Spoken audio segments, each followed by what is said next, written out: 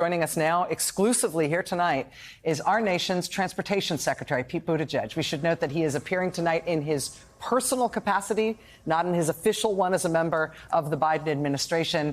Mr. Secretary, thank you so much for being here. We're really happy to have the chance to talk with you.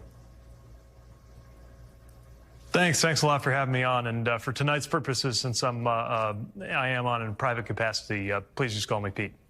I will find that uncomfortable to do so, and so I'll try to awkwardly avoid calling you anything.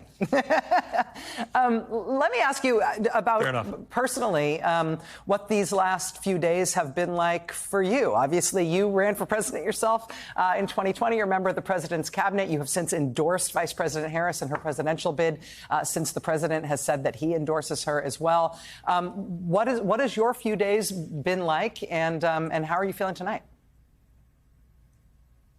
It's been an extraordinary few days. I was actually on a plane, maybe fittingly enough. Chasten and I were making our way back home to Michigan after appearing with Vice President Harris on Saturday for a fundraiser to support the Biden-Harris ticket in Massachusetts. And like everybody, stunned by the news and really moved to see the president do what he's done time and time again, which is to put our country first. I think it's really important to note just how world historically rare it is for the most powerful person in the world to set aside that power. That has only happened a handful of times, especially doing it in the interest of the country and in the interest of the party. And at the same time, making clear that he's going to keep doing his job as president, leading what has already been established as one of the most productive and one of the most beneficial presidencies in American history.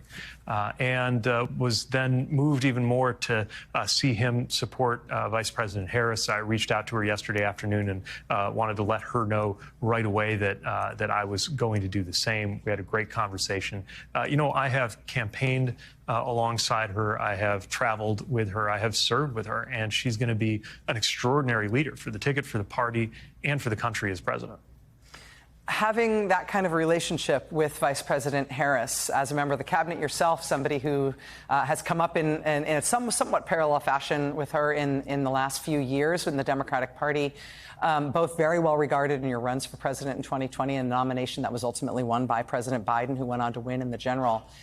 Do you have anything to sort of explain to the country, to explain to our viewers about what to expect that will be different from a campaign led by Vice President Harris as opposed to the campaign that we were seeing from President Biden? Obviously, they're good partners to one another and very unified in this moment. Their expressions of sort of mutual appreciation, mutual love today, I think put that in a very emotional terms. But how should we expect this campaign to be different with her at the helm? Well, I think we're certainly going to see consistency in terms of the values and the direction. Obviously, she has been a part of this historically effective administration. You're going to continue to see a focus on making sure that government is working and taking the side of people like my neighbors in Michigan, people trying to get through their lives. She had a strong emphasis on the middle class in her comments at headquarters in Wilmington today, coupled with a continued focus on making sure that we don't allow somebody like Donald Trump, who has always acted to favor wealthy people like him, to say nothing of the threat to democracy, making sure that case is made. What's different, I think, is of course, a different messenger, a different leader, one who has worked closely with President Biden, has a lot of consistency with President Biden, but she represents a different generation. She represents a different style. We heard her talk about how, in her background as a prosecutor, part of what she did was defend the public from people who ran scams at for-profit universities, people who were responsible for sexual assaults. In other words, people like Donald Trump. And at the same time, we heard this positive vision, this really energizing vision. You could see it. We happen to have the TV on in our kitchen as she addressed the campaign staff in Wilmington. It was just as we were putting the mac and cheese out for our son and daughter, and it was amazing when my daughter, who's about to be 3, pointed to the TV and said, "What's that?" I just felt goosebumps as I heard myself saying, "That's Kamala Harris, and she's going to be the next president." When you endorsed Vice President Harris, you said you'd do all you can to help her win. Would you serve as her vice president if she asked you to? She's going to make that decision. She's going to do it based on what's best for the country, best for the party, and best for the ticket.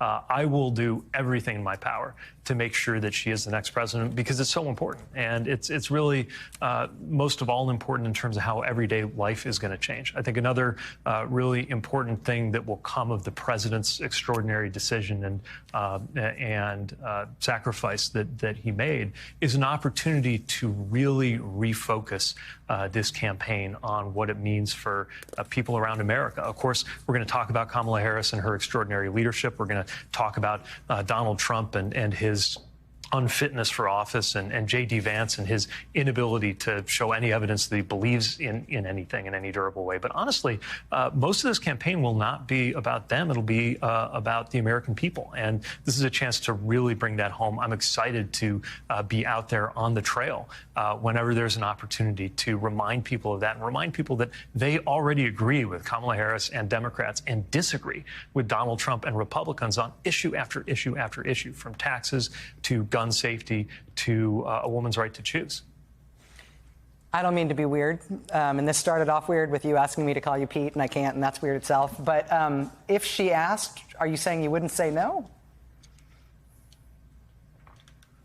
Sure. We're just not in that mode right now. You know, we're on the second day since the president made his decision, and I trust her. By the way, few people in the country know more about the vice presidency and about the weight of that decision than she does. Very much trust her to make a choice that makes sense to her, that is right for the party, and that's right for the country. Pete Buttigieg, I really appreciate you being here tonight, sir. It's a pleasure to have you with us, and I really appreciate you taking the time. Thank you. Thanks for having me on. All right. Is that weird?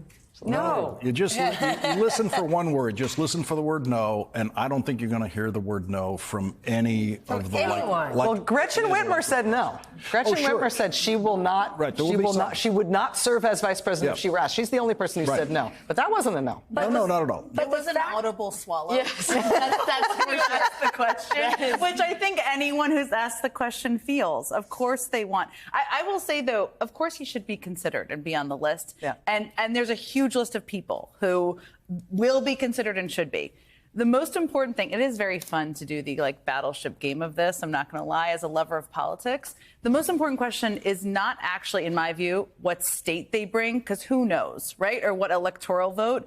It is who is the person a President Harris sitting behind the Resolute desk or whatever the desk is wants to call and say, this is a hard decision. Yep. What do you think? And the other piece of it, even before then, is there's 105 or 106 days, depending on how you count it, between now and the election. It's very short. You can't have somebody who has no profile and no charisma. You need somebody who can go out there and raise money on their own, do big events on their own. Yep. So to me, those are the big things. But she's looking potentially at an all-star list of people. It's a huge bench. And It's amazing. It's an amazing bench. And that's what we didn't see happen last week with Donald Trump. Right? You could love or hate J.D. Vance, but J.D. Vance is not going to bring one single voter to Donald Trump that Donald Trump didn't already have in his pocket. It's MAGA squared. And from the lineup, and obviously nobody's been confirmed that we're hearing that's been reported, who Kamala Harris is potentially considering, those are people who bring voters from different states, who bring different demographics, and that matters. Yeah.